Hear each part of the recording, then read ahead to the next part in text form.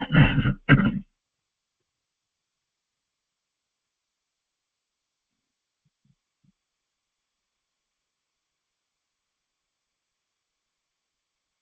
લોહે સૌ હરિહંતાણમ, નમો લોહે સૌ હરિદાનમ, નમો લોહે સૌ આયર્યાણમ, નમો લોહે સૌ જયાણમ, નમો લોહે સૌ ત્રિકાવતી શ્રાવણમ. ઓમકારમેન્દુ સંયુક્ત નિત્યમ જયંતી યોગિના કામદમોક્ષદો છે ઓંકારાય નમો નમઃ. મંગળમ ભગવાન મંગળમ ગૌતમોર્મિ મંગળમ કુંકુંડાર્ય વિજેન્દ્રમો સુમંગળમ નમઃ સમરિસારાય સ્વાનુભૂત્યા ચકાસ્તે સ્વાય ભવાય સર્વા વિભાવ નિયુત નિરાકાર.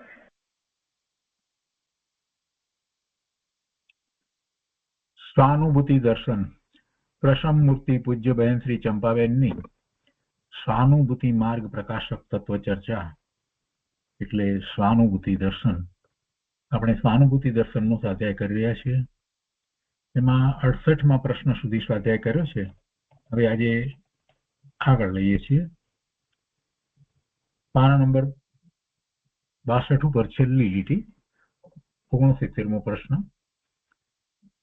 આત્માની નિર્વિકલ્પ દશા પ્રગટ કરવા માટે શું જરૂરી છે અને તે કેવી હોય તે કૃપા કરીને કહેશો. આત્માની નિર્વિકલ્પ દશા પ્રગટ કરવા માટે શું જરૂરી છે અને તે એટલે નિર્વિકલ્પ દશા કેવી હોય તે કૃપા કરીને કહેશો. શ્રીએ એનો ઉત્તર આપ્યો છે. નિર્વિકલ્પ દશા થવા માટે ઉગ્ર પુરુષાર્થની જ જરૂર છે. એક જ માર્ગ છે, તું સ્વભાવ તરફ જા. વારંવાર ભેદ જ્ઞાન કરવાથી સહજ દશા થાય છે. ત્યારે વિકલ્પ તૂટી અને ઉપયોગ અંતરમાં જામી જાય છે. તે એવો જામે છે કે બહારનું બધું જ ભૂલી જાય છે. આ શરીર છે કે નહીં, વિકલ્પ છે કે નહીં, તે કાંઈ રહેતું નથી. તે તો જુદી જ દુનિયામાં પ્રવેશી ગયો. આત્માની કોઈ જુદી જ દુનિયામાં આવી ગયો. તેવી દશાને અનુભૂતિ કહેવાય છે. આત્માનું સ્વરૂપ કોઈ જુદું જ છે. કોઈની સાથે તેની તુલના ન થાય. આવો જે મૂળ ટકતો ભાવ છે તેમાંથી પ્રગટ થતા આનંદ, જ્ઞાન આદિ સહજ ભાવોનો અનુભવ કોઈ જુદો જ થાય છે. અનુભવ થતા આવું કોઈ દિવસ નહોતું થયું એવું તેને લાગે છે. અપૂર્વતા એવી લાગે કે હો આત્માનું સ્વરૂપ કોઈ જુદું જ છે. અનુભૂતિ અંતરમાં પ્રગટે ત્યારે આત્મામાં શ્રદ્ધાનું બળ કોઈ જુદું જ આવી જાય છે. આખી દિશા જ બદલી જાય છે.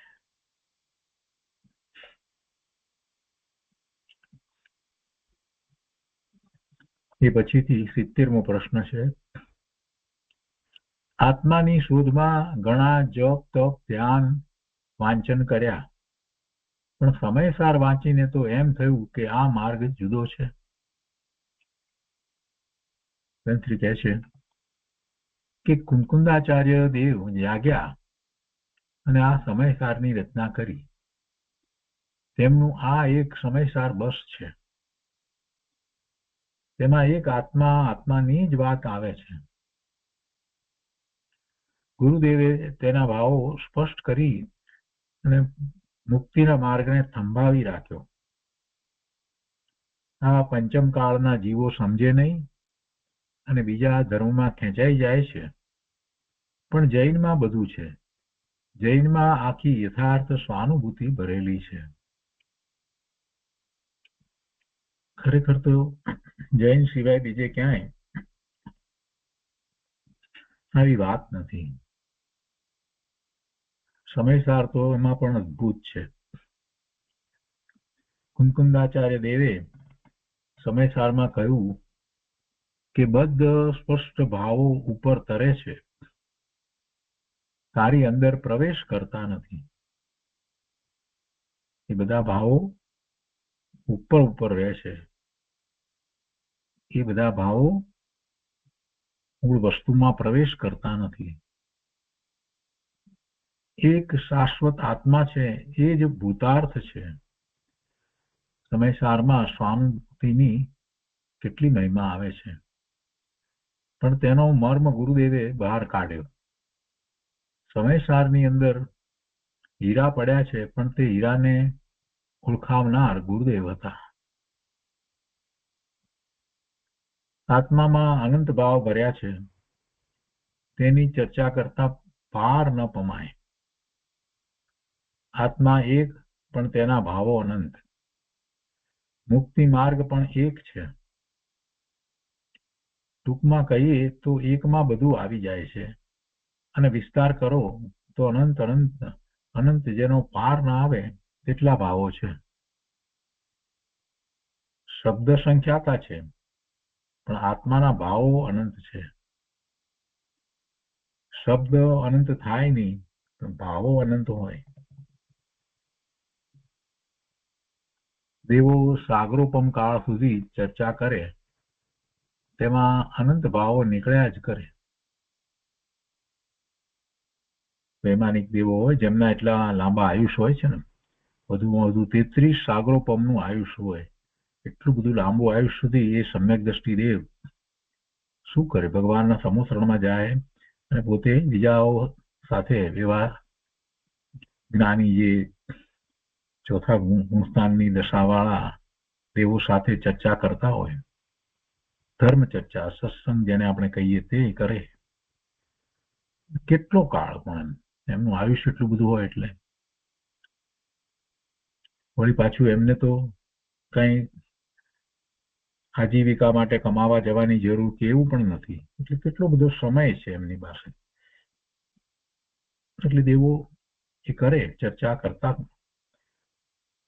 તો દેવો સાગરોપમ કાળ સુધી ચર્ચા કરે, તેમાં અનંત ભાવો નીકળ્યા જ કરે.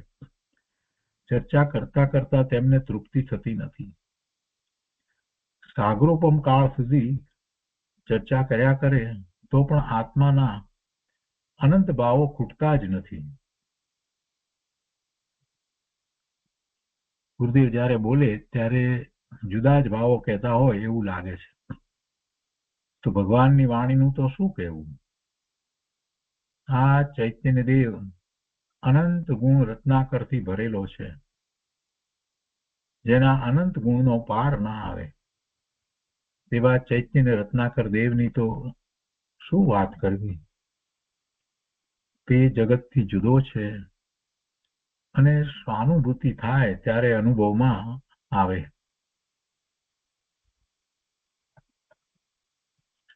એ પછી 71મો પ્રશ્ન છે, ज्ञानी की अंतरंग दृष्टि पूर्वक बहिरंग स्थिति कैसी होती है? ज्ञानी की अंतरंग दृष्टि पूर्वक बहिरंग स्थिति कैसी होती है?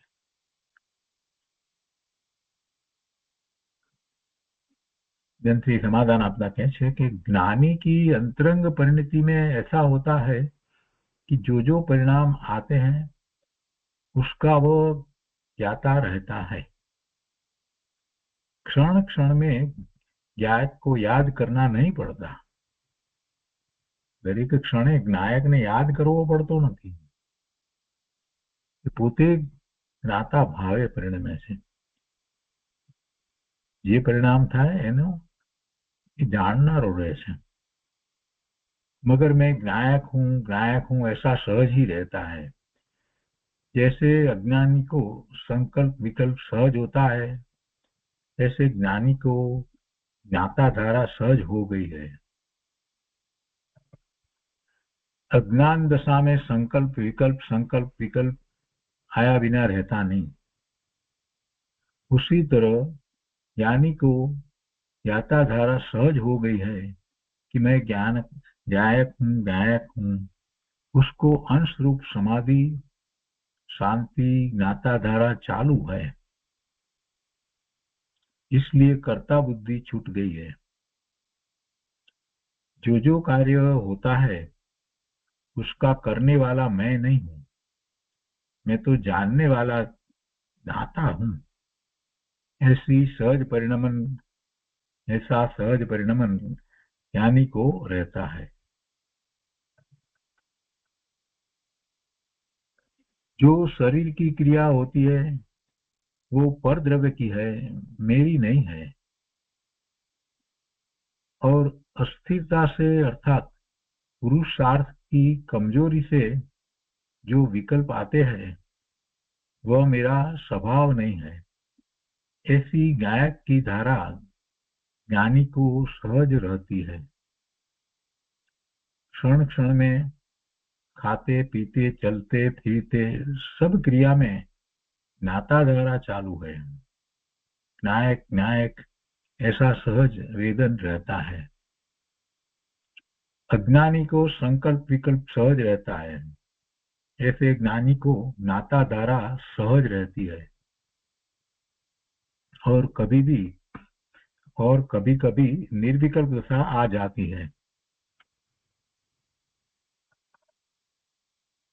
ज्ञानी को नाता धारा सहज रहती है और कभी कभी निर्विकल्प दशा आ जाती है।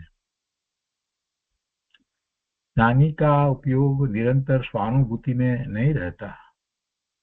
जब उपयोग बाहर आता है तो देव शास्त्र गुरु की महिमा, शास्त्र स्वाध्याय, पूजा भक्ति, श्रुत का चिंतन, ऐसा शुभ विकल्प आता है। ज्ञानी जानता है कि जो यह विकल्प है वो शुभ भाव है, वो मैं नहीं हूं। मैं तो उनका जानने वाला हूं। मैं तो शुभ भाव और विकल्प का जानने वाला हूं। ऐसा सहज रहता है। जिनेन्द्र देव की भक्ति आती है उसी समय ज्ञाता धारा सहज रहती है। इसलिए उसमें तन्मय एकत्व होकर वह क्रिया नहीं होती। શું વાત કરી છે અહીંયા કે जिनेन्द्र દેવની ભક્તિમાં તન્મય થઈ જાય એમ નથી બનતું, કેમ કે એ તો સ્વભાવ રૂપ છે। जिनेन्द्र देव की भक्ति आती है उसी समय ज्ञाता धारा सहज रहती है। પોતે ज्ञान स्वभावी છે એવી જ્ઞાતા द्वारा सहज છે। इसलिए उसमें तन्मय एकत्व होकर वह क्रिया नहीं होती। सब कार्यों में न्यारापन रहता है, अलगपन रहता है। કાર્ય થાય બધામાં હોય, પોતે હોય, પણ છતાંય બધાથી પોતે જુદો નાયક છે એવી જ્ઞાતા ધારા સતત રહે।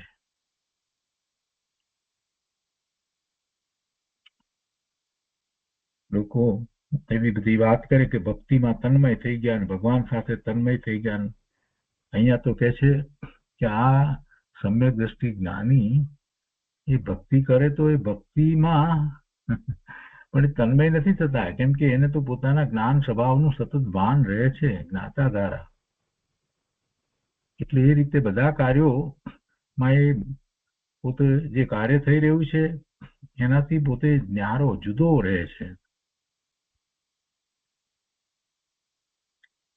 આગળ કહે છે कि श्री पद्मानंदी आचार्य ने भक्ति अधिकार में कितने श्लोक रचे हैं, तो भी परिणति तो न्यारी न्यारी रहती है। गुरु की भक्ति सेवा होती है लेकिन परिणति तो उससे भी न्यारी ही होती है, क्योंकि भीतर में ज्ञायक की धारा रहती है। गृहस्थ दशा में लीनता उग्र नहीं रहती। पीछे लीनता उग्र हो जावे तो मुनि दशा आ जाती है। पुरुषार्थ कम होता है तो लीनता भी कम होती है, लेकिन नायक की धारा तो चालू ही है। सम्यक दर्शन होते ही स्वरूप आचरण चारित्र प्रकट हुआ और अनंतानुबंधी कषाय छूट गया। स्वरूप आचरण चारित्र हुआ तो उनसे शांति, ज्ञाता धारा और मुक्ति का मार्ग प्रकट हो गया। એ 71માં પ્રશ્નનું સમાધાન થયું. હવે પ્રશ્ન 72. सम्यक दर्शन की भूमिका में श्रद्धा रूप अनुभव होता है कि वेदन रूप अनुभव होता है? વેદન અને શ્રદ્ધા બે હોય છે. કેવી રીતે છે એ સમજવાનું,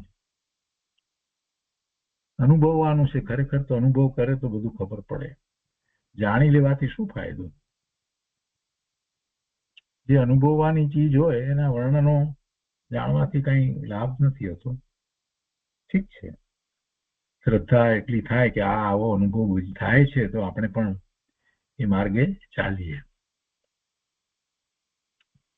અહીંયા પ્રશ્ન કરે છે કે सम्यक दर्शन की भूमिका में श्रद्धा रूप अनुभव होता है कि वेदन रूप अनुभव होता है?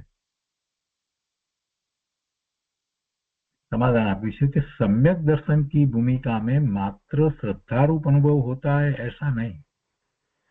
नायक की जो धारा चलती है वह श्रद्धा रूप से ही रहती है ऐसा नहीं, लेकिन अंश रूप वेदन आता है. ફક્તમાં આવી શ્રદ્ધા છે એટલે એમ જ છે એમ નહીં, પણ અનુભૂતિ હોય છે સાથે. लेकिन अंश रूप वेदन आता है. जैसा राग देश का वेदन सब अज्ञानी को रहता है, उसी प्रकार नायक चैतन्य का वेदन ज्ञानी को आता है. जैन धर्म सच्चा है ऐसी विकल्प ने श्रद्धा कर ली ऐसा ज्ञानी को नहीं होता. मैं चैतन्य हूं ऐसा अंश रूप से वेदन आता है. नायक को वह भूल नहीं जाता. चैतन्य नायक का वेदन उनको रहता है.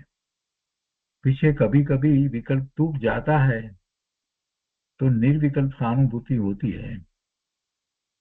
विकल्प छूटी जाए त्यारे પછી निर्विकल्प सहानुभूति हो. ज्ञानी को चैतन्य का प्रत्यक्ष वेदन है. सम्यक ज्ञान वेदन की अपेक्षा से प्रत्यक्ष है, लेकिन पूर्ण केवल ज्ञान की अपेक्षा से परोक्ष है. ज्ञानની વાત લીધી છે. सम्यक ज्ञान वेदन की अपेक्षा से प्रत्यक्ष है, लेकिन पूर्ण केवल ज्ञान की अपेक्षा से परोक्ष है. केवल ज्ञानी का ज्ञान प्रत्यक्ष है.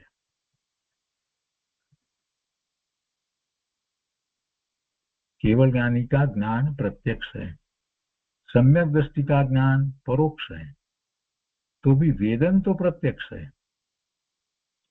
चैतन्य का जैसा स्वरूप है वैसा अनंत गुण की सब शुद्ध पर्याय का अपूर्व वेदन होता है. जो अनंत काल में आज तक नहीं हुआ ऐसा अनुपम वेदन चैतन्य का आनंद का होता है. यह आनंद का जगत के कोई पदार्थ के साथ मिलान नहीं हो सकता. जगत में एवो कोई पदार्थ नहीं कि जेने पामवाथी एवो आनंद थाय, अथवा तो जगत में कोई एवो आनंद नहीं कि जेनी तुलना आत्मा माथी आवता आनंद साथे करी शकाय.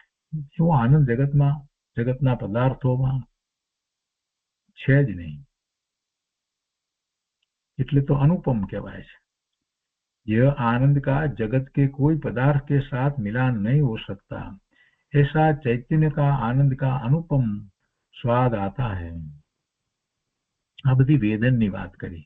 પેલા એમ કહ્યું ને કે શ્રદ્ધા જો છે ભાઈ, શ્રદ્ધા એટલી એક જ માત્ર શ્રદ્ધાને કારણે જ ત્યાં કઈ નિર્વિકલ્પ થઈ જાય છે એમ નથી. નિર્વિકલ્પ થાય છે તો એ પોતાના પુરુષાર્થથી થાય છે. શ્રદ્ધા તો છે, એને પહેલા અનુભૂતિ થઈ છે એટલે શ્રદ્ધા તો પાકી સમ્યક છે જ, પણ એ વખતે પાછી અનુભૂતિ છે એટલે એમાં એને આનંદનું વેદન છે અને શ્રદ્ધા તો થઈ જ ગઈ છે. यह आनंद का जगत के कोई पदार्थ के साथ मिलान नहीं हो सकता. ऐसा चैतन्य का आनंद का अनुपम स्वाद आता है. आत्मा में से प्रकट हुआ ज्ञान, शुद्ध रूप, अनंत पर्याय परिणति, यह सब वेदन में आता है.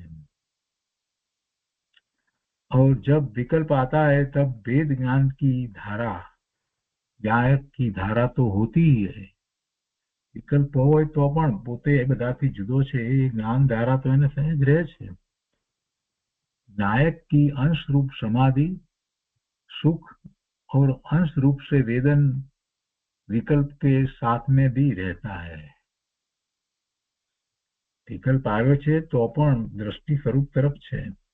नायक છે तो नायक की अंश रूप समाधि सुख और अंश रूप से वेदन विकल्प के साथ में भी रहता है और स्वानुभूति में अनुपम आनंद आदि पर्याय का वेदन होता है. जैसा सिद्ध भगवान का आनंद है, ऐसा आंशिक आनंद सम्यक दृष्टि को प्रकट होता है और साथ में विकल्प भी होता है. अंशे आनंद गृहस्थाश्रम में भी रहता है. यानी को श्रद्धा कर लिया ऐसे मात्र श्रद्धा रूप वेदन नहीं होता, लेकिन परिणमन रूप वेदन भी होता है. वो विस्तार से जवाब आप्यो. જે 72મા પ્રશ્નનું સમાધાન થયું. હવે 73મો પ્રશ્ન. ઉદય આવે ત્યારે શું કરવું? ઉદય આવે ત્યારે શું કરવું? સમાધાન એ છે કે ઉદય આગળ કોઈ ઉપાય નથી. ઉદયને કોઈ ટાળી શકતું નથી. માટે શાંતિ રાખવી અને સમાધાન કરવું. ઉદય તો આવે, ઉદય ને કોઈ ટાળી શકે એવી તો વાત નથી. પોતે શું કરી શકે? એ ઉદય પોતાથી ભિન્ન છે, જુદો છે, એવા ચિંતન પૂર્વક એ શાંતિ રાખી શકે. અહીંયા આગળ કહે છે કે મુનિને રોગ થયો, દેવે કહ્યું તમારો રોગ મટાડી દઉં. તો મુનિરાજ કહે કે જે ઉદય આવવાનો હોય તે ભલે આવે. સનત કુમાર ચક્રવર્તી મુનિ દશામાં આત્માની સાધના કરતા હતા ત્યારે તેમના જેવાને પણ રોગ આવ્યો હતો. તો પછી આ પંચમ કાળના જીવો તો શું હિસાબમાં? એવા અનેક પ્રકારના ઉદય આવે, શરીરની અંદર ઉદય આવે, બીજી રીતે પણ ઉદય આવે. તો ઉદય આવે તેનો કોઈ ઉપાય નથી. એવો ઉદય આવે, કર્મનો ઉદય એવો આવે, એવા સંયોગો સર્જાય, પણ એ સંયોગ એનાથી જુદો છે. એટલું જેને જ્ઞાનવાન છે એ ઉદયથી બહુ વિચલિત ન થાય. અને જેને આત્માનો અનુભવ થયો છે એ તો જરાય એનાથી વિચલિત થતો નથી. ઉદય આવે, ઉદય રોકાય એવું કેવી રીતે બને? જે પ્રકૃતિ કર્મની બંધાઈ એનો સ્થિતિબંધ અને એ પ્રમાણે એનો ઉદય આવવાનો છે ત્યારે એ કર્મનો ઉદય આવે.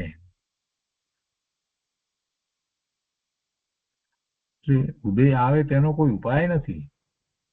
એક જ ભાવના રાખવી કે એક આત્મા જ જોઈએ છે. જન્મ મરણ કરતા કરતા અનંત ભવ કર્યા, હવે ભવનો અભાવ થાય એવી ભાવના કરવી.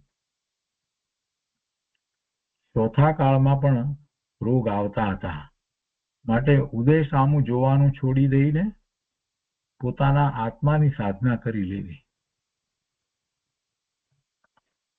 અને એમ થતા નવા આશ્રવ થતા નથી, અથવા તો અતિ અલ્પ પ્રમાણમાં આશ્રવ અને બંધ થાય. અને પૂર્વે જે ભાવ કર્યા હતા એને કારણે જે બંધ પડ્યા હતા એ બધા ઉદય આવી અને પછી એ કર્મ ખરી જાય છે. એટલે એમ ઘણી નિર્જરા થાય છે. જ્ઞાની પુરુષો તો ઉદય આવે છે તો ખૂબ શાંત ભાવે સમભાવે આત્માનું લક્ષ્ય કરી અને રહે છે, જેથી ઘણી ઘણી નિર્જરા થાય છે. જેવો તીવ્ર ઉદય આવ્યો છે તો એટલા પ્રમાણમાં એ કાર્બન રજકણો ખરી જાય છે. એ વખતે ભલે તીવ્ર ઉદય છે પણ એ તીવ્ર ઉદય આવ્યો એ વખતે ક્ષમતા રાખી, સંભાવ રાખ્યો, એની સાથે જોડાયા નહીં, આર્થ ધ્યાન રૌદ્ર ધ્યાન કાંઈ પણ કર્યું નહીં, તો એ તો પછી ઉદય આવ્યો એટલે એ તો કર્મની પ્રકૃતિ ખરી ગઈ. એટલે કેટલી બધી નિજરા એક સાથે થઈ જાય. તો એ 73મા પ્રશ્નનું સમાધાન થયું. એ પછીથી 74મો પ્રશ્ન છે કે આવો યોગ મળવા છતાં સમ્યક દર્શનની પ્રાપ્તિ ન થઈ અને દેહ છૂટી ગયો તો જીવ ખોવાઈ જાય એવું બને ખરું? આવો યોગ એટલે પૂજ્ય ગુરુદેવનો યોગ, બેનશ્રીનો હોય, બેનનો યોગ. એ સોનગઢમાં હોય ત્યારે બધું એને કેવું લાગે. અને પછી કહે છે કે આવો યોગ મળવા છતાં સમ્યક દર્શનની પ્રાપ્તિ ન થઈ અને આયુષ પૂરું થઈ ગયું, દેહ છૂટી ગયો તો જીવ એમ કે ખોવાઈ જાય એવું બને ખરું? એમ ભાઈ તો કેટલો અંદર ઉતર્યો છે એના ઉપર આધાર છે ને. ખોવાઈ જવાનો આધાર તો પોતાના સ્વરૂપની દ્રષ્ટિ જેને થઈ છે એ તો ક્યાંય ખોવાઈ જતો નથી. આમ પણ જીવ ક્યાંથી ખોવાઈ જવાનો છે? જગતમાં કોઈ જીવ ખોવાઈ જાય એવું તો છે જ નહીં. ગતિ થયા કરે. ભગવાન આત્માને કઈ એમાંથી કઈ ઘટી જાય, ઓછું થઈ જાય, ક્યાંય ખોવાઈ જાય એવું તો છે નહીં. એ કોઈક ને કોઈ ગતિમાં રહ્યો હોય. પણ એમાં કહેવાનો આશય એ છે ખોવાઈ જાય એટલે કે એવી હલકી ગતિ, એવી નીચ ગતિમાં ચાલ્યો જાય કે ત્યાંથી પછી એને ધર્મ પામવો મુશ્કેલ પડે. એ અપેક્ષાથી ખોવાઈ જાય એમ છે. અહીંયા સમાધાન આપતા કહે છે બેનશ્રી કે સમ્યક દર્શનની પ્રાપ્તિ ન થઈ હોય છતાં જો ચૈતન્યની ઊંડી ભાવના હોય અને પોતાને યથાર્થ લગ્ની ઊંડાણથી લાગી હોય તો જીવ ગમે ત્યાં જાય તો પણ પુરુષાર્થ થઈ શકે તેવો અવકાશ રહે છે. પરંતુ જો ઊંડા સંસ્કાર ન હોય તો તે ભૂસાઈ જાય છે. ઊંડા સંસ્કાર અને તીવ્ર ભાવના હોય કે મારે આત્મા જ જોઈએ છે તો જીવ ગમે ત્યાં જાય તો પણ પુરુષાર્થ પ્રગટ કરવાનો અવકાશ રહે છે. ઊંડા સંસ્કારની વાત આવી એટલે પછી એમાં પ્રશ્ન આવ્યો કે ઊંડા સંસ્કાર કોને કહીએ? 75મો પ્રશ્ન, ઊંડા સંસ્કાર કોને કહીએ? જેનથી સમાધાન આપે છે કે એક જ્ઞાયક જ મારે જોઈએ છે, બીજું કાંઈ મારે જોઈતું નથી, એવી તીવ્ર ભાવના રહ્યા કરવી તો એ ઊંડા સંસ્કાર છે. એક જ્ઞાયક જ મારે જોઈએ છે, હું જ્ઞાયક છું, જ્ઞાયક છું, જ્ઞાયક છું, બીજું કાંઈ મારે જોઈતું નથી, એવી તીવ્ર ભાવના રહ્યા કરતી હોય તે ઊંડા સંસ્કાર છે. આનંદનું ધામ એવો એક જ્ઞાયક આત્મા જ જોઈએ છે, વિકલ્પ આદિ કાંઈ જોઈતું નથી, એવી ઊંડી રુચિ જો અંતરમાં હોય, એટલે કે જ્ઞાયક વગર ચેન ન પડતું હોય તો ગમે ત્યાં સંસ્કાર સ્ફુર્યા વગર રહેતા નથી. એટલે કે પછી ગમે તે ગતિમાં જાય તો પણ એ ત્યાંથી અનુસંધાન પ્રાપ્ત કરી જ લે છે. સંસ્કાર સ્ફુર્યા વગર રહેતા નથી. એવા જીવને બહારના સાધનો મળી આવે છે. નિમિત્ત શોધવા જવાની જરૂર પડતી નથી અને તેનો પુરુષાર્થ પોતાથી જાગી ઉઠે છે. પૂર્વના સંસ્કાર લઈને આવ્યો છે આપણે કહીએ છીએ તો એમ જ છે. પૂર્વે એને એવો પુરુષાર્થ કર્યો હતો, ખૂબ કર્યો હતો, સમ્યક તો ના પ્રગટ થયું તો શું થયું? કઈ નહીં. પછી એને અનુસંધાન ત્યાંથી જ પ્રાપ્ત થઈ જાય છે. એટલે તરત જ બધા એવા નિમિત્તો પણ મળી જાય અને એને સમજ પણ એટલી પડવા માંડે, બધું શરૂ થઈ જાય છે.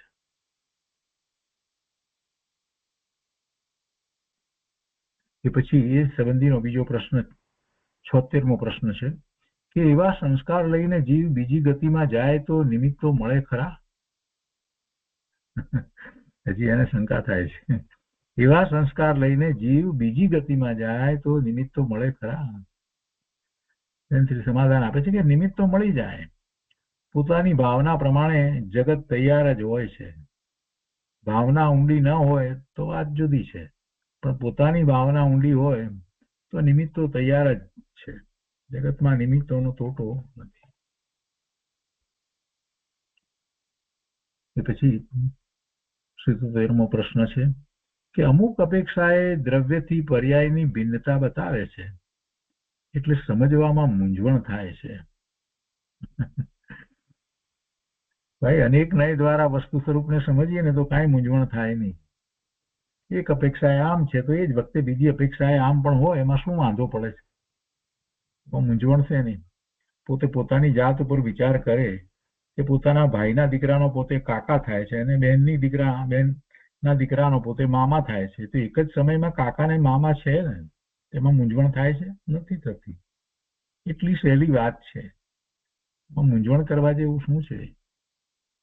અમુક અપેક્ષા એ દ્રવ્યથી પર્યાયની ભિન્નતા બતાવે છે, એટલે સમજવામાં મૂંઝવણ થાય છે. પણ હવે એમાં અપેક્ષા સમજી લેવી, એમાં શું મોટી વાત છે? સમાધાન આપે છે કે અપેક્ષા સમજી લેવી, તેમાં કઈ મૂંઝવણ નથી. દ્રવ્ય ઉપર દ્રષ્ટિ મૂકવાથી મુક્તિનો માર્ગ શરૂ થાય છે. એવા શુદ્ધ દ્રવ્યનો પહેલા સ્વીકાર કરવો. દ્રવ્ય વિશે કોઈ જુદી જુદી અપેક્ષાએ જુદી જુદી વાત કરી હોય, પણ ત્રિકાળી શુદ્ધ વસ્તુ જે છે તો શુદ્ધ નહીંથી દ્રવ્યનું સ્વરૂપ શુદ્ધ જ છે, અને એ જ એક સમ્યક એકાંત છે. પ્રયોજનવશ એ શુદ્ધ સ્વરૂપ જે છે એને જ આદરણીય માની અને એવો પુરુષાર્થ કરવો. બીજી બધી અપેક્ષાએ જુદું જુદું હોય, પણ આપણું પ્રયોજન શું છે એ પ્રમાણે એના અર્થ લઈ અને આગળ વધવું. દ્રવ્ય ઉપર દ્રષ્ટિ મૂકવાથી મુક્તિનો માર્ગ શરૂ થાય છે. ભેદ જ્ઞાન થવાથી અર્થાંત સ્વમાં એકત્વ અને પરથી વિભક્ત.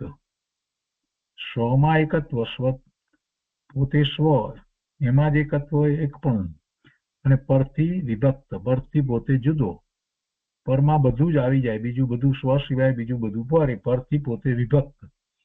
તેવી ચૈતન્ય પરિણતિની ધારા પ્રગટ કરવાથી મુક્તિનો માર્ગ પ્રગટ થાય છે. શુભાશુભ વિકલ્પ તે હું નથી, હું તેનાથી જુદો છું. થાય છે વિકલ્પ, બરાબર, મને એવા વિકલ્પ થયા, મારા એવા ભાવ થયા શુભાશુભ, બરાબર, પણ છતાં એ કઈ મારું સ્વરૂપ નથી, મારા ગુણને અનુસરીને નથી, એટલે હું એનાથી જુદો છું. અને એ તો બધા ક્ષણિક છે. હું તો ચૈતન્ય તત્વ છું.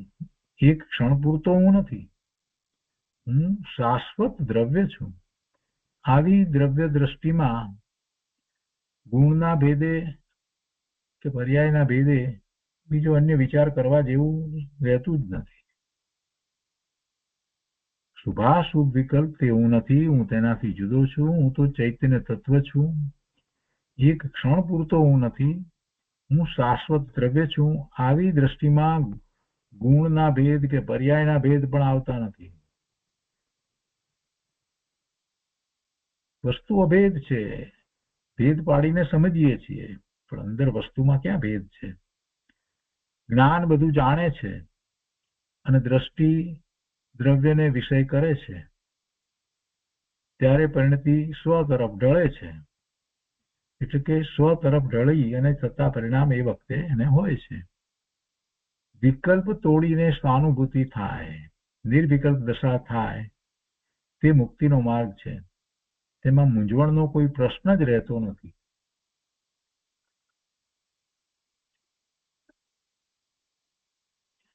મૂંઝવણ તો એટલા માટે થાય છે કે નિર્ણય નથી ને પોતાના સ્વરૂપનો, એટલે મૂંઝવણ થાય છે. નિર્ણય પાકો નિર્ણય કરે, ચિંતન ધ્યાનમાં નિર્ણય કરવાનો છે, અને પ્રયોગ વખતે નિર્વિકલ્પ ધ્યાનમાં અનુભૂતિ કરવાની છે.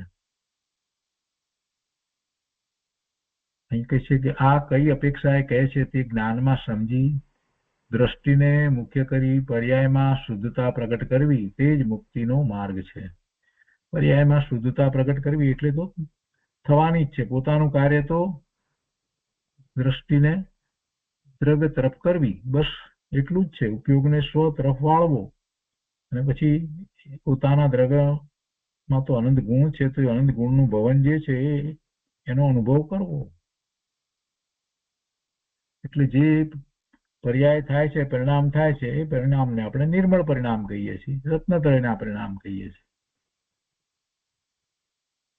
અને એ પર્યાયને શુદ્ધ પર્યાય કહીએ છીએ. અને જ્યારે એવી દશા હોય છે ત્યારે કોઈ આશ્રવ કે બંધ કાંઈ હોતું નથી. અને જે પરિણામ થયા એ મોક્ષ માર્ગના પરિણામ થયા, એટલે શુદ્ધતા પ્રગટ થઈ. એ 77મો પ્રશ્ન થયો. એ પછીથી 78મો પ્રશ્ન છે. જુદા જુદા વિરોધાભાસી વચનો જોઈ અસમાધાન મૂંઝવણ થાય છે. ભાઈ જરાક ધ્યાન આપવું પડે. શાસ્ત્રમાં જે વાત ચાલતી હોય, જે અપેક્ષાથી વાત ચાલતી હોય, એને પકડવાનો પ્રયત્ન કરવો જોઈએ. એક એક વચ્ચેના વાક્યો પકડી અને લોકો પ્રશ્ન કરતા હોય છે ને, ત્યારે કેવી રીતે ખબર પડે કે આ શેની વાત ચાલી રહી છે? એમને કેવી રીતે કોઈ પણ વ્યક્તિ એને કહે? એટલે એ જે એવી જેને ટેવ પડી છે, એક એક વાક્ય, બસ આ વાક્ય મહત્વનું, આ વાક્ય મહત્વનું, એવા વાક્યો મહત્વના જે પકડે છે ને, એને મુશ્કેલી પડે. કેમ કે એના પછી બીજી જગ્યાએ એનાથી વિરોધી વાક્ય આવે, એટલે પછી મુશ્કેલી. એ વાક્ય પકડવાને બદલે આખો સાર પકડવો જોઈએ. જે વિષય ચાલતો હોય તો પછી એમાં જે એ અપેક્ષા એ બધી વાત કરવામાં આવી હોય, દ્રવ્યનો વિષય ચાલતો હોય, ત્રિકાળી વસ્તુનો વિષય ચાલતો હોય, તો એ અપેક્ષા એ બધી વાત કરવામાં આવે. અને પર્યાયનો વિષય ચાલતો હોય તો પર્યાયની અપેક્ષાથી આખી બધી વાત કરવામાં આવે. હવે એમાંથી અમુક વાક્યો પકડીને લખી લે, આમાંથી અમુક વાક્ય પકડીને લખી લે, અને પછી ગોખે ને યાદ કરે ને આ ધર્મ માટેના વાક્ય છે ને અમે તો આમ. અરે ભાઈ, એવી રીતે ધર્મ ન થાય. એમ કઈ ધર્મ થતો હશે? આ શું તું ચોથા પાંચમા ધોરણની પરીક્ષા આપી રહ્યો છે કે ગાઈડ વાંચી નાખી એટલે એટલા પ્રશ્નોના જવાબ આવડ્યા એટલે બોલી ગયા, એટલે આવડી ગયું? આપી એવી વાત છે? આત્મામાં જવું છે તો પછી જે વિષય ચાલતો હોય ને એ વિષયને એ અપેક્ષાથી સમજીશ તો જ કામ થશે, નહીતર કામ કેવી રીતે થાય? જુદા જુદા વિરોધાભાસી વચનો જોઈ અસમાધાન મૂંઝવણ થાય છે. એ વિરોધાભાસી વચન નથી. જે વાત જે અપેક્ષાએ કરવામાં આવી છે એ અપેક્ષાએ એને સમજવાની છે. વિરોધાભાસી વાત ક્યાં છે? જે બધું સાથે છે હોય.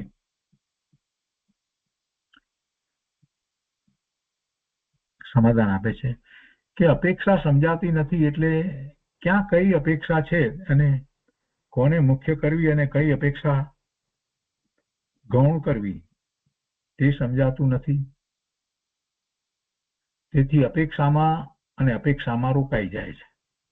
બહુ વિસ્તાર કરે ને પછી ખબર ના પડે કે આપણે શું કરવાનું હતું. ખૂબ બધો વિસ્તાર કેટલા બધા ભાગ પાડે આમ તેમ, ને પછી એમ થઈ જાય કે અમને તો બધું બહુ આવડી ગયું, અને એમાં રોકાઈ જાય. પણ મૂળ વાત જે હતી તો રહી જાય, એ વાત રહી જાય છે. આવું બહુ બને. એમાં આ બધા જે અભ્યાસ કરતા હોય ને એમાં પછી અગત્યના વાક્યો લખે ને આમ તેમ ને આ બધું એની ચર્ચાઓ કરે ને આ ગાથાની અંદર આમ કહ્યું છે ને આ ગાથામાં આમ કહ્યું છે ને. ભાઈ, ગાથામાં જે કહ્યું છે એને તો પી જવાનું હતું, એને તો પોતાની ઉપર ઉતારી દેવાનું હતું કે આ અપેક્ષા મારું સ્વરૂપ આમ છે. એ વાતને ભૂલી ગયો અને એને બદલે એની ચર્ચામાં રહી ગયો. પછી તો તકલીફ પડવાની જ છે. અનેક અપેક્ષા દ્વારા મોટા શાસ્ત્રની અંદર બધી વસ્તુ સમજાવવામાં આવી હોય, અને પછી એવા કેટલાય શાસ્ત્રોનો અભ્યાસ કરે ત્યારે પછી ગૂંચવાડા થવા માંડે કે પેલા શાસ્ત્રમાં તો આમ કહ્યું હતું, આ શાસ્ત્રમાં આમ કહ્યું. પણ એ શાસ્ત્ર જે આખું જે છે એ કઈ અપેક્ષાનું શાસ્ત્ર છે એ સમજે તો ખબર પડે કે એમાં તો એ જ રીતે વાત આવવાની છે ને. તમે ગોમટસારની અંદર અધ્યાત્મની વાત અપેક્ષા રાખીને એમ કહો કે આવી રીતે આવવું જોઈએ, તો એવી રીતે ના આવે. જે કર્ણાનુયોગના ગ્રંથની અંદર એ કર્ણાનુયોગની વાત આવે, એ રીતે વાત આવે. પણ પહેલેથી સમજીને આપણે તો કરતા હોઈએ કે ભાઈ આ તો કર્ણાનુયોગનો ગ્રંથ છે. એટલે આ ભાઈને જુદા જુદા વિરોધાભાસી વચનો જોઈ અસમાધાન મૂંઝવણ થાય છે. પ્રભુ, આટલું ગુરુદેવે સમજાવ્યું તો પણ મૂંઝવણ કેવી રીતે થાય? સમાધાન આપે છે બેનશ્રી કે અપેક્ષા સમજાતી નથી, એટલે ક્યાં કઈ અપેક્ષા છે અને કોને મુખ્ય કરવી અને કઈ અપેક્ષા ગૌણ કરવી તે સમજાતું નથી. શું પ્રયોજન છે એ પ્રમાણે એક અપેક્ષાને ગૌણ મુખ્ય કરવામાં આવે. તેથી અપેક્ષામાં ને અપેક્ષામાં રોકાઈ જાય છે. પણ મુક્તિનો માર્ગ દ્રવ્ય દ્રષ્ટિથી થાય છે. મુક્તિના માર્ગે જવું હોય તો એમાં ગોથા ખાવા કરતા અપેક્ષા સમજી લેવી. આ અપેક્ષા એ ભિન્નતા કઈ છે તે સમજી અને સમાધાન કરવું. કોની મુખ્યતા અને કોની ગૌણતા કરવી અને શું આશય છે તે એકાંત નહીં પકડતા શું વસ્તુ સ્વરૂપ છે તે સમજી લેવું. આશયને એકાંતે પણ ના પકડવો. જે આશય છે અને વસ્તુ સ્વરૂપ છે એ વાતને બરાબર પકડવાની છે. આશય તો વસ્તુ સ્વરૂપને સમજાવવાનો જ છે. વસ્તુ સ્વરૂપ ની અનુભૂતિ કરાવવાનો જ આશય છે. બીજો કોઈ આશય હોતો જ નથી. ધર્મમાં બીજું શું છે? પોતાના આત્માની અનુભૂતિ માટે બધી વાત કરવામાં આવી છે. જેને થઈ ગઈ એને થઈ ગઈ. પછી એ દ્રઢતા કરે જાય છે અને એને શાસ્ત્રની વાત જે છે એમાં આનંદ આવે છે. કેમ કે એને લાગે છે કે આ તો બધી પોતાની જ વાત છે. કોઈ પણને પોતાની વાત તો ગમે છે ને.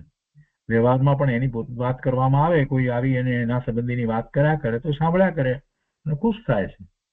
તો એવી રીતે આખી વાત છે. અનુભૂતિ થયા પછી, આત્માની અનુભૂતિ થયા પછી શાસ્ત્ર વાંચે છે અને એમાં આત્માની વાત આવે છે તો એને પોતાની જ વાત લાગે છે એટલે આનંદ થાય છે.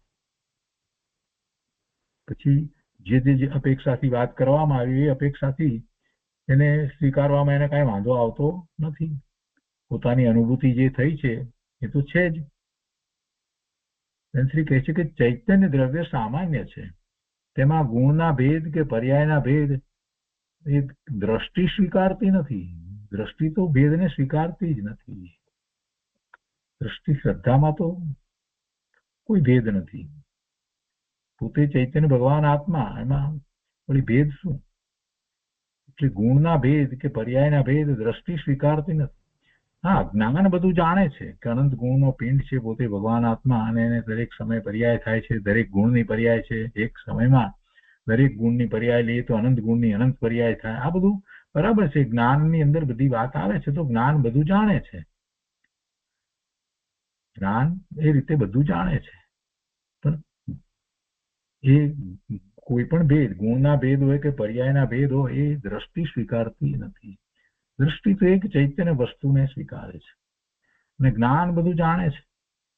તો જ્ઞાન બધું જાણે છે અને એ જાણે છે એમાં એ જાણપણું જયારે કરે છે ત્યારે અનેક નય દ્વારા જાણે છે, અનેક ભેદ પાડીને જાણે છે.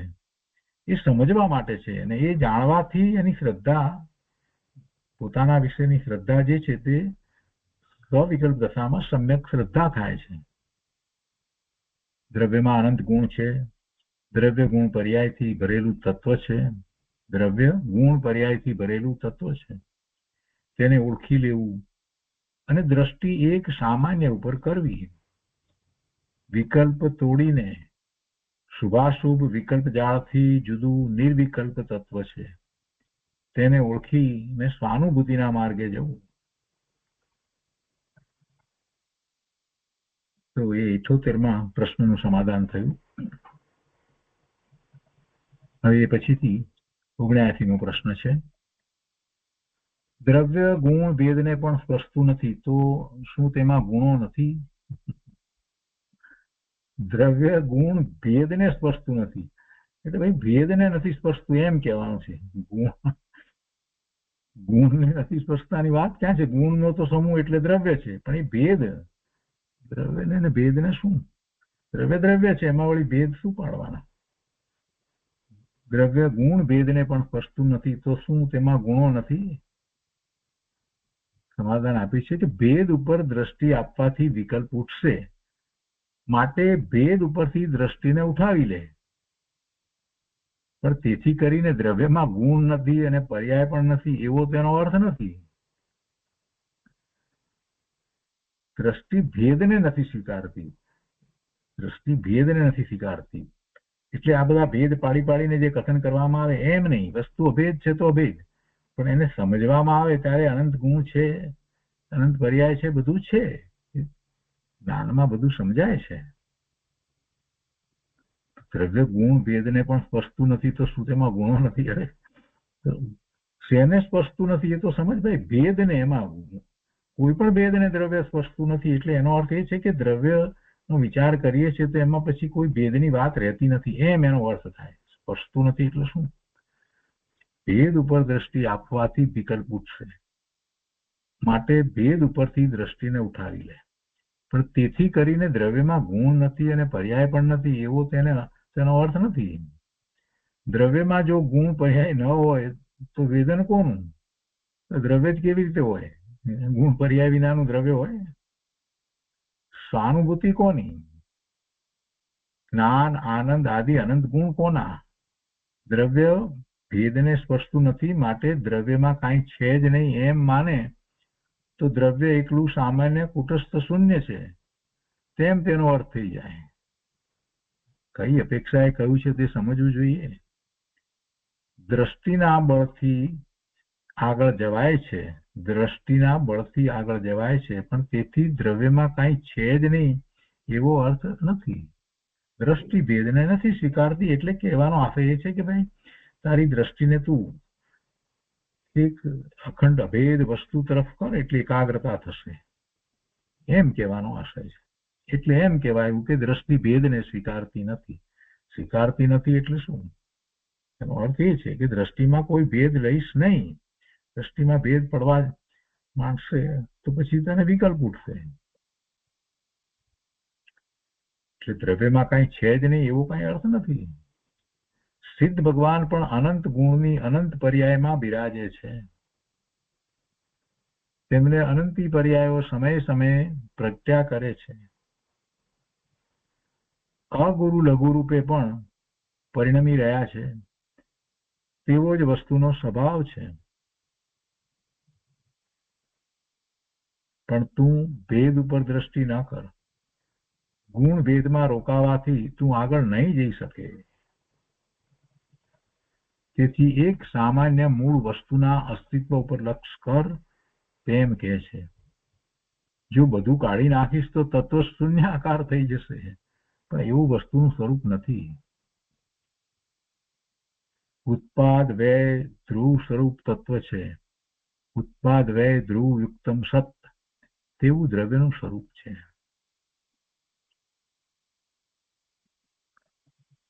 તો એ 79માં પ્રશ્નનું સમાધાન થયું. તો એ પછીનો એક છેલ્લો પ્રશ્ન પણ આપણે લઈએ. બહુ મહત્વનો પ્રશ્ન છે કે આત્માનો અનુભવ કરવાની ભાવના હોવા છતાં આત્માનો આનંદ કેમ આવતો નથી? અનુભવ કરવાની ભાવના હોવા છતાં આત્માનો આનંદ કેમ આવતો નથી? શ્રી સમાધાન બહુ જ ટૂંકું આપી દીધું કે પુરુષાર્થ કરતો નથી. પુરુષાર્થ કરતો નથી એટલે અનુભવ આવતો નથી. પુરુષાર્થ કરતો નથી, ભાવના છે પણ સ્વભાવ રૂપે પરિણમીને આગળ જવું જોઈએ તેમ જતો નથી. સ્વભાવ રૂપે પરિણમીને આગળ જવું જોઈએ તેમ જતો નથી. સ્વભાવ ભાવે થતો નથી. સ્વવિકલ્પ દશામાં હજી એને પોતે આવો સ્વભાવ ભાવે ભગવાન આત્મા છે એવો પાકો નિર્ણય જ થયો નથી. પોતાની ઓળખ જ એને ઊભી નથી કરી કે પોતે તો જ્ઞાન સ્વરૂપ છે. એવી ઓળખ જ ઊભી નથી કરી તો પછી ક્યાંથી આગળ વધવાનો છે? સ્વભાવ રૂપે જ્ઞાન સ્વભાવ છે તો સ્વભાવ રૂપે પરિણમીને આગળ જવું જોઈએ તેમ જતો નથી. પોતે તે રૂપે પરિણમન કરવું જોઈએ. જ્ઞાતા ધારા પ્રગટ કરી કર્તા બુદ્ધિ છોડી નાયક રૂપે પરિણમે તો આનંદ પ્રગટે. જ્ઞાતા ધારા પ્રગટ કરી એટલે પોતે તો જ્ઞાન સિવાય બીજું કાંઈ કરતો જ નથી. જ્ઞાન સ્વભાવ છે. એ બોલવાનું નહીં પણ હું જ્ઞાન સ્વભાવી છું એવો નિર્ણય પાકો થયા પછી કઈ બોલવાની જરૂર પડતી નથી. અને પછી એ વખતે કોઈ વિકલ્પ ન ઉઠે કે હું આ કરું કે તે કરું. એટલે કરતા બુદ્ધિ છોડી અને જ્ઞાયક રૂપે પરિણમે તો આનંદ પ્રગટે. પણ જ્ઞાયક રૂપે પરિણમતો નથી. એકત્વ બુદ્ધિ વિભાવ સાથે છે તો પછી આનંદ રૂપે ક્યાંથી પરિણમે? વિભાવ સાથે એકપણું છે. હજી વિભાવમાં પણ હજી પોતાપણું છે. એકત્વ બુદ્ધિ વિભાવ સાથે છે તો પછી આનંદ રૂપે ક્યાંથી પરિણમે? ભાવના હોય પણ ભાવના પ્રમાણે કાર્ય કરતો નથી એટલે પછી આનંદ ક્યાંથી થાય?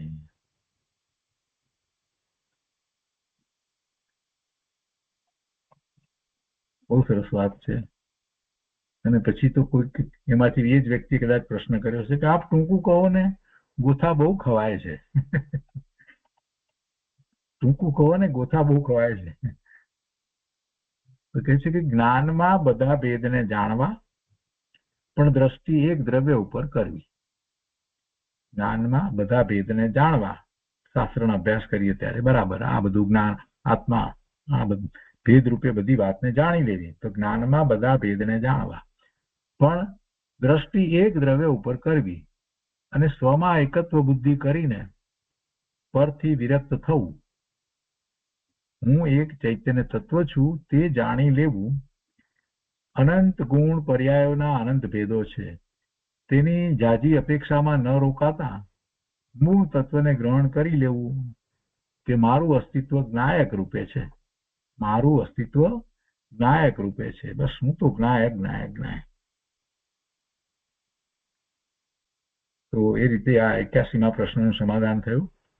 આજનો સ્વાધ્યાય આપણે અહીંયા સુધી રાખીએ છીએ.